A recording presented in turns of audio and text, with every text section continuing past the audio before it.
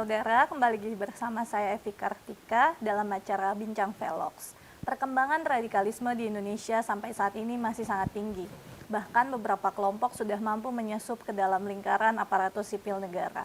Maka dari itu, hari ini kita akan membahas terkait ancaman radikalisme di lingkaran ASN bersama Gus Soleh, pengamat radikalisme. Baik Gus, selamat datang. Assalamualaikum warahmatullahi wabarakatuh. Baik Gus Soleh, mungkin saya minta sedikit penjelasan singkat terkait radikalisme dan perkembangannya di Indonesia, kemudian di lingkaran ASN gitu. Ya, terima kasih. Sebelumnya perlu kita sama ketahui apa yang dimaksud dengan radikal. Radikal itu berpikir secara mendasar. Akan tetapi kalau sudah masuk pada isme, ini yang menjadi berubah makna daripada radik itu tadi.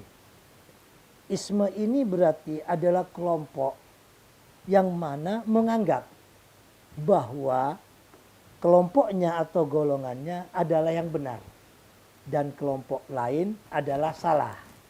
Inilah awal daripada pemikiran radik yang menjadi isme ini menjadi suatu masalah kepada yang lainnya. Yang harus kita benar-benar jadikan benar-benar radik, yaitu firman Allah itu sendiri. Allah Ta'ala berfirman dalam Al-Quran, Al-haqqu min rabbika fala takunanna minal mumtarin. Sesungguhnya kebenaran yang mutlak itu datangnya dari Allah. Jangan engkau pernah ragu. Di saat zaman ada Nabi Muhammad yang menafsiri dan permasalahan-permasalahan yang ada di dalam Al-Quran ini, Nabi Muhammad lah yang menafsirinya. Begitu Nabi Muhammad ini meninggal, ya kan? Para penafsir bukan lagi Nabi Muhammad yang maksum, tetapi para sahabat dan para ulama yang selanjutnya. Nah, ini perlu harus dipahami terlebih dahulu. Ingat, yang maksum, yang terjaga hanya Nabi Muhammad. Tapi kalau sudah selain dari Nabi Muhammad, itu adalah hanya ulama yang diberikan kelebihan oleh Allah dan juga ada kekurangannya. Dari kelebihan dan kekurangan ini, akhirnya lahirlah para penafsir-penafsir daripada firman Allah dan juga lahirlah daripada madhab-madhab baik itu fiqhiyah atau amal ibadah ataupun daripada pemikiran-pemikiran teologi.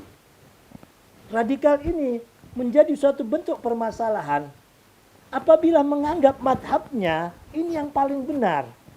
Padahal yang harus kita yakini kebenaran itu adalah Al-Quran. Keluar daripada Al-Quran dan Nabi Muhammad sendiri adalah ulama yang mana ada kekurangan dan kelebihan. Orang tidak menjadi radikal apabila bisa memahami pemikiran ini. Saya orang NU, Syafi'iyah, ahli sunnah. Apa yang saya lakukan saya yakini adalah benar. Tetapi tidak menafik daripada madhab-madhab yang lain ataupun sekte-sekte yang lainnya. Sehingga kami biasa diajarkan oleh guru-guru kami, oleh kiai-kiai kami di pesantren, yaitu yang namanya istilah tren sekarang ini Islam wasatiyah. Islam yang moderat. Kita meyakini dari keyakinan kita, dari madhab kita, tetapi tidak menyalahkan apalagi menyesatkan daripada kelompok lainnya. Dan radikalisme ini, Neng, bisa jauh lebih berbahaya. Apabila kelompok yang lainnya itu sudah dicap kafir kan gitu. Yang pertama kan dibid'ahkan ini, disesatkan.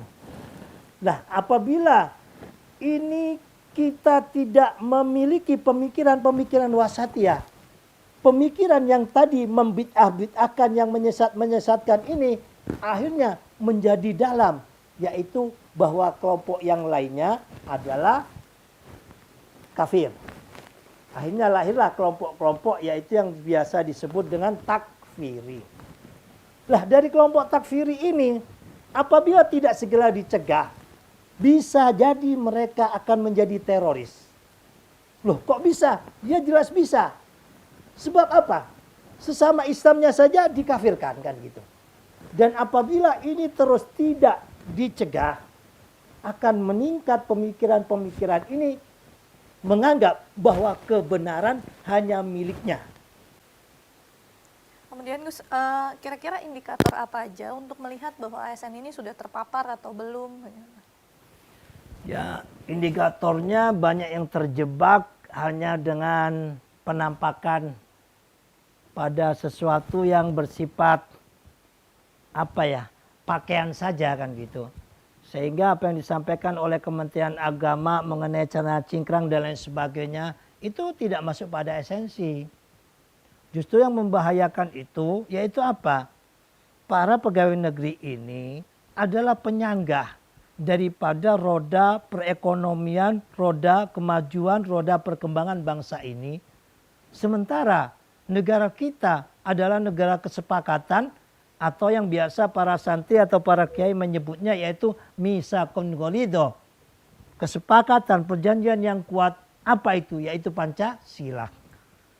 Yang ada di benak mereka bahwasanya negeri ini Indonesia tidak akan ada kemakmuran, tidak ada keberkahan, tidak ada kejayaan kalau tidak adanya khilafah. Sehingga Sulit terlihat gitu. ya Pikiran-pikiran radikal itu tidak terlihat di kehidupan sehari-hari. Maksudnya untuk membedakannya? Nah, ini harus perlu diketahui. Kelompok ini ada 3 kelompok besar. 1 kelompok dakwah, kedua kelompok politik, dan ketiga kelompok jihadis. Di dalam ASN Baik ASN atau maupun secara mahasiswa yang ada di dalam kelompok mereka. Yang bisa kita lihat itu adalah kalau mereka sudah mengeluarkan teror dalam bentuk jihadis. Bom Bali umpamanya, ataupun bom gereja yang di Surabaya dan sebagainya. Itu baru bisa dilihat. Kelompok-kelompok dakwah ini mereka menyamarkan dirinya atau yang biasa disebut dengan tazkiyah. Justru HTI saat ini kan tidak boleh diperpanjang atau dibekukan. Badan hukumnya oleh Menkumham berkamuflase, bertazkiyah menyerupai organisasi-organisasi yang laku, yang mayoritas di masyarakat Islam Indonesia ini. Contoh soal muslimat itu adalah milik saudari-saudari ibu-ibu kita orang NU, itu muslimat, ya pakai T. Memang aslinya kalau bahasa Arabnya muslimah, tapi dijawakan di Indonesia kan muslimat kan gitu. Lah, mereka juga bikin organ yang namanya muslimah. Lah, mereka awalnya mengikuti arah apa yang dilakukan oleh teman-teman muslimat ini, baik itu yasinan, tahlilan, akhirnya digeser pelan-pelan. Mereka mencari simpatik dan sebagainya, penceramanya mereka ganti dari kelompok mereka. Cara masuknya begitu, baik di masjid-masjid ASN. Nah, mereka suka membuat suatu bentuk yang disebut usra. Kelompok-kelompok kecil di ASN ini. Baik melalui WA, baik melalui arisan, baik melalui pengajian kelompok, baik melalui istilahnya pokoknya setiap kesempatan yang ada. Dan yang paling bahaya mereka ini adalah organisasi kader. Kalau di perguruan tinggi, itu anak-anak mulai di kader, mulai rohis SMA. Sampai bagaimana caranya dibimbel, ya kan, secara gratis, tapi dengan doktrin-doktrin mereka, supaya bisa masuk perguruan tinggi. Begitu masuk perguruan tinggi terus dipantau, bagaimana caranya anak ini bisa menjadi terhebat di kampus ini. Dan dikuasailah apa yang menjadi kekuatan kampus. Contoh soal BEM, contoh soal HMI, contoh soal PMII. Itu kadang meskipun mereka ada di HMI, PMI, tapi mereka membelotkan. Karena LDK sudah banyak diketahui kalau LDK ini adalah sarang mereka. Mereka nyusup ke sini. Artinya sudah mengakar. Ya, itu tadi. Karena alam kebebasan di tahun 2000, Indonesia ini yang dulu dikekang Dan sementara mereka ini di zaman pengekangan Pak Harto atau pengekangan daripada Orde Baru, ini ada. Tarbiyah, Usra, LDK ini ada. Kemudian bagaimana cara mengembalikan, ini kan sudah mengakar kuat dari mulai, berarti kan ini akarnya sudah dari mungkin dari sekolah-sekolah sampai partai politik, akhirnya masuk ke lingkaran ASN.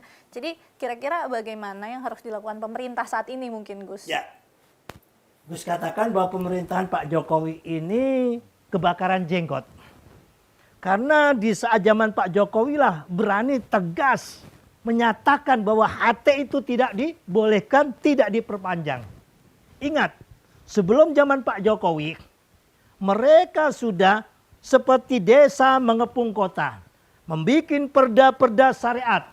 Ya, membikin semuanya dengan bahasa Islamisasi. Gus orang Islam. Tapi Gus menyepakati bahwa Indonesia ini adalah negara kesepakatan yang diwariskan kepada kita dari anak cucu daripada kakek nenek kita, yaitu Pancasila. Nah, ini yang bahayanya apa? Mereka ini membuat apa? Studi kelompok Islam, bikin perumahan Islam, seakan-akan dikit Islamisasi, hanya bikin perda-perda syariat. Alhamdulillah, Allah Ta'ala berikan presiden yang luar biasa hadiah buat Indonesia. Hanya Pak Jokowi lah yang berani memberedel habis daripada perda-perda yang tumpang tindih ini. Padahal Indonesia adalah negara Pancasila, ada hukum di atas hukum. Baik, berarti untuk menanggulanginya dengan hukum, dasar hukum yang kuat artinya, Gus. Ini kan harus dibangun semuanya. Oke. Kan di zaman Pak Jokowi ini kan bukan zaman sentralistik. Seandainya zaman Pak Jokowi ini sentralistik bisa. Oke lah di pusat Pak Jokowi bisa menjaga Indonesia dengan NKRI-nya. Dengan pilkada secara langsung di daerah belum tentu. Kayak Depok siapa yang menang kan gitu. Kayak daerah-daerah tertentu. Nah ini. Nah bagaimana cara untuk menanggulanginya? Potong satu generasi. Caranya bagaimana? Di ASN ini benar-benar harus diketat. Untuk penerimaan daripada pegawai negeri sipil yang baru. Di screening betul. TNI, Polri. Yang paling kita takutkan apabila penyusupan itu ada pada TNI dan Polri. Padahal itu ada bagian daripada strategi mereka. Apa itu? Yaitu gerakan Nusrah. Hizbun Nusrah. Baik, Gus. Mungkin terakhir nih, Gus. Kira-kira ada mungkin pesan untuk pemirsa menonton yang di rumah, bagaimana cara untuk menjaga diri kita masing-masing, khususnya untuk mungkin yang di lingkungan ASN tersebut. Ya, pesan Gus, apa yang telah dilakukan oleh Menteri Agama, yaitu memberikan sertifikat, ya ini bukan sertifikasi ulama, itu adalah langkah yang bagus. Saran Gus kepada Menteri Agama dan juga pemerintah yang terkait, terus gencarkan, ya, para mubalik ini disertifikat. Yang mana strategi kedua, apa? Masjid-masjid milik pemerintah, masjid-masjid milik negara. Baik itu di kementerian, di BUMN, di Pemda, di Pemkot, di gubernuran. Itu sangat banyak ribuan.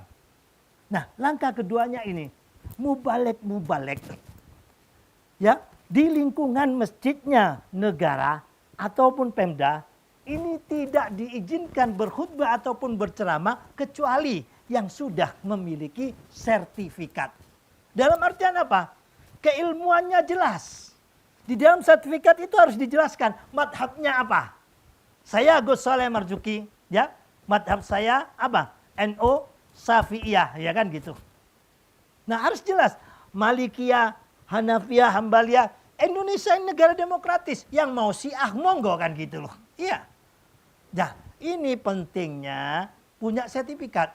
Sehingga kalau masjid ini masyarakatnya mayoritas NU, nah ulama NU yang diberikan. Kalau ini mayoritas ulama Muhammadiyah. Sehingga kehidupan berbangsa, bernegara dengan keagamaan ini menjadi apa? Kondusif, menjadi adem. Dan ini perlu dipertanyakan kepada tokoh-tokoh agama khususnya ya. Dengan sertifikasi ini kok takut gitu, ada apa kan gitu loh. Justru saya Gus punya motor nggak ada suratnya disebut bodong kan gitu. Kalau ada bapak-bapak kita nguruskan memberikan hadiah surat sehingga kita tidak kena tilang kan senang gitu. Dan itu salah satu cara. Sehingga apa? Kita jelas. Karena masalah radikalisme, terorisme dan lain sebagainya itu adalah pencucian otak. Dan orang melihat mubalik itu belum apa-apa sudah percaya terlebih dahulu. Dan mudah sekali di sini menghipnotis, mendoktrin orang dengan dogma. Apabila orang sudah terdogma, ya, 1 kali, 2 kali, dan masuk dogma itu di relung hati dan keimanannya, maka dia berani siap untuk menjadi pengantin ataupun bom bunuh diri. Semuanya itu bukan karena uang nilainya, tapi karena dogma itu. Artinya kembali ke diri masing-masing untuk menilai apa ulama, siapa yang bicara gitu, Gus, maksudnya. Ya, kalau menilai diri masing-masing, masyarakat Indonesia ini Islamnya banyak yang awam. Peran serta tokoh agama dan pemerintah ini sangat penting. Bagaimana kondisi Indonesia?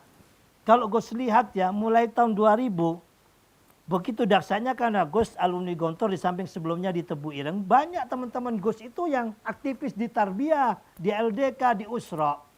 Itu pan-islamisme pemikiran daripada Said Muhammad Qutb sangat kuat. Dan sampai detik ini Gus paling dimusuhi karena kontra pemikiran. Dan itu selama 10 tahun memegang 5 kementerian, yang mana di 5 kementerian salah satunya Menteri BUMN. Itu paling banyak cabangnya. Dan ingat, Indonesia Islam mayoritas. Berapa ribu masjid yang di BUMN ini yang dikuasai mereka. Di sini adalah tempat mereka membangun jaringan-jaringan sel ini. Maka dari itu, kenapa kemarin Presiden Jokowi meskipun membangun yang begitu hebat dan luar biasa, hanya menang 50 sekian persen, tidak sampai 70. Karena sel-sel tidur ini yang bahaya. Maka dari itu kita minta ayo kepada pemerintah yang ada saat ini, terlebih-lebih di saat COVID, mari kita sama-sama saling gotong royong ya. Jangan sampai berstatemen yang tidak-tidak.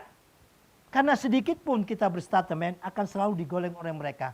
Karena kelompok dakwah ini sudah bergerak, kelompok politik sudah bergerak, yang tinggal satu ditunggu adalah apa? Kelompok adu domba. Apabila terjadi chaos, kelompok-kelompok jihadis ini adalah yang keluar. Karena memang kehancuran yang ditunggu. Tanpa ada kehancuran, Indonesia akan selalu berdemokrasi. Sementara demokrasi mereka tidak kehendaki. Yang mereka kehendaki adalah dengan kehancuran itu seperti Suriah, seperti Yaman, mereka akan menegakkan khilafah. Maka dari itu kita minta kepada semuanya, khususnya kepada bapak-bapak, ibu-ibu semuanya, para pemirsa, apabila mengikuti pengajian, ayo ikutilah pengajian yang jelas. Ya, kelompok mayoritas Islam di Indonesia yaitu NU dan Muhammadiyah. Dari kelompok kedua ini apabila tidak jelas, sebaiknya tanyakan kepada saudaranya. Jangan sampai kita ikut pengajian bukannya mendapat ilmu, justru kesasar yang asalnya kita mencintai saudara kita, mencintai tetangga, meskipun itu berbeda akhirnya menjadi bermusuh. Kenapa? Karena menganggap dirinya atau kelompoknya yang paling benar. Apabila pemikiran-pemikiran ini tidak segera dihentikan, intadiris sa'ah. Tunggulah saat kehancuran Indonesia. Dan ingat 2024 ini masih sangat laku, politik identitas akan mereka mainkan. Tanpa politik identitas mereka sulit. Karena itu yang mereka bangun. Ya, iskariman au mut sahidan. Hidup mulia atau mati syahid. Baik, terima kasih Gus untuk ilmunya dan penjelasannya.